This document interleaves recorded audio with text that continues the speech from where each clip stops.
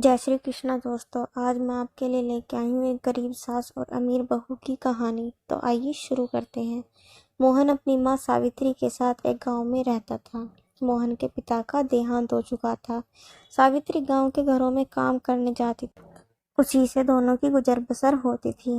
एक दिन मोहन ने अपनी माँ से कहा, माँ, तुम इतनी मेहनत करती हो, मुझे बिल्कुल अच्छा नहीं लगता। मैं अपनी पढ़ाई छोड़कर कुछ काम ढूंढ लेता हूँ।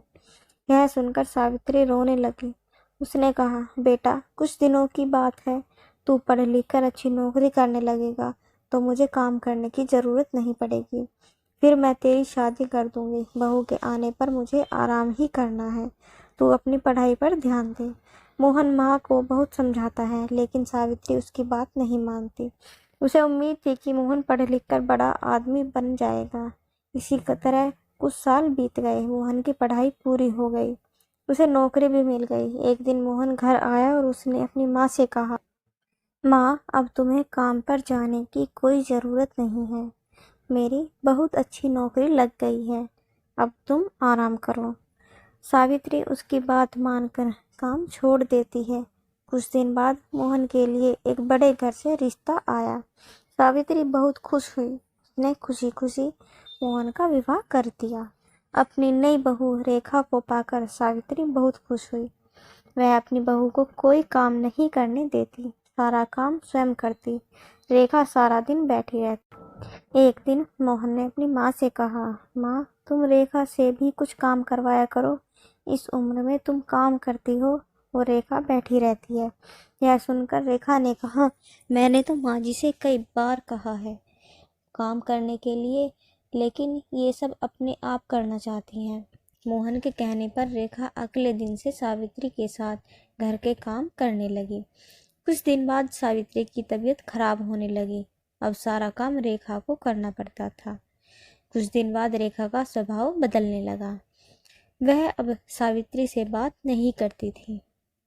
एक दिन सावित्री ने पूछा, बहू, क्या बात है, तुम मेरे साथ बात नहीं करती? तब रेखा ने कहा, आपको पता है मैं कितने बड़े घर से आई हूँ और कितनी पढ़ी लिखी हूँ। तुम लोगों ने मुझे नौकरानी बना दिया है।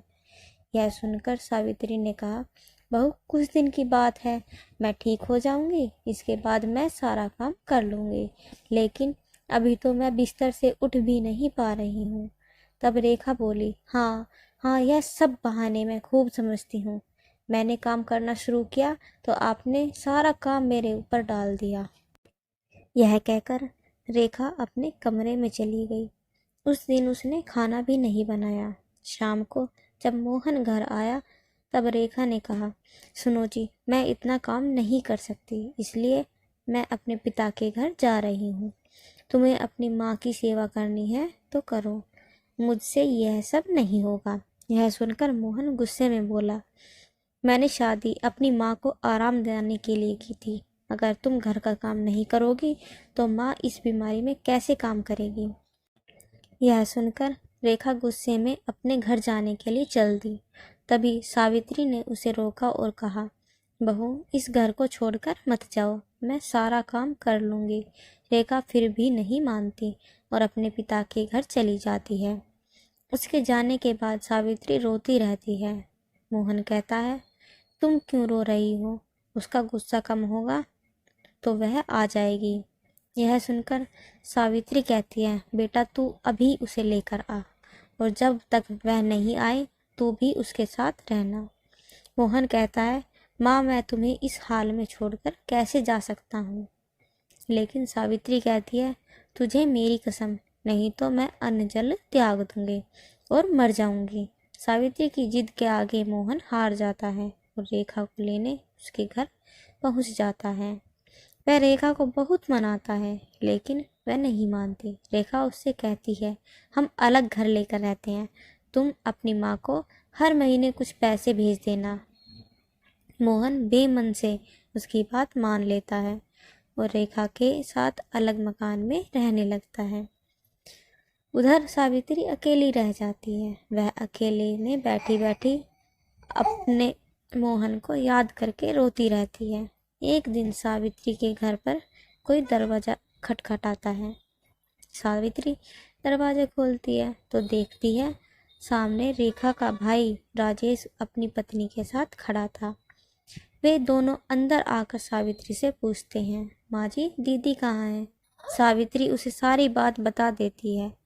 यह सुनकर राजेश कहता है, माँ जी मैं सोच भी नहीं सकता था मेरी बहन ऐसा करेगी।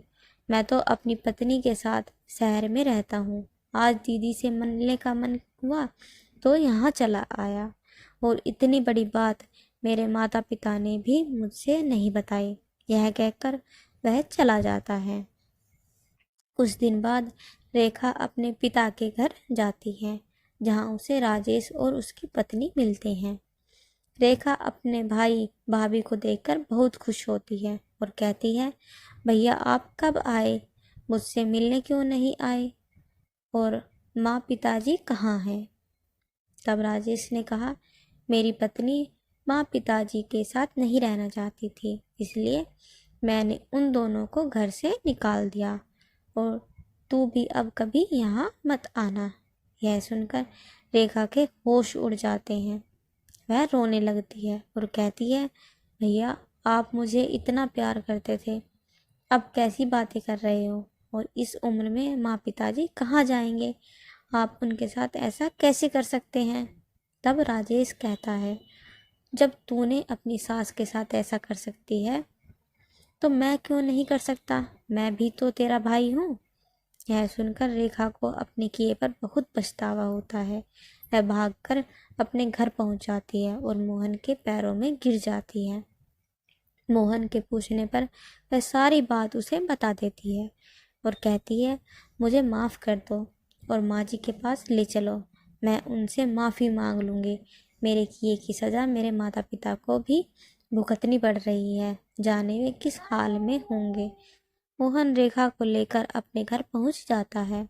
घर में घुसते ही रेखा सावित्री के पैरों में गिर जाती है और अपने किए व्यवहार के लिए माफ़ी मांगती है। तभी दूसरे कमरे से राजेश अपनी पत्नी और माता पिता के साथ बाहर आ जाता है। उन्हें देखकर रेखा रोने लगती है। तब राजेश उसे बताता है, उसने माता पिता को छुपा दिया था ताकि तुझे तेरी गलती का एहसास हो सके। राजेश के माता पिता भी सावित्री से माफ़ी मांगते हैं। इस तरह मोहन, रेखा और सावित्री तीनों खुशी खुशी रहने लगते हैं। Thanks for watching. अगर आपको ये कहानी अच्छी लगी हो तो मुझे कमेंट करके ज़रूर बताना, और please like, share and subscribe my channel.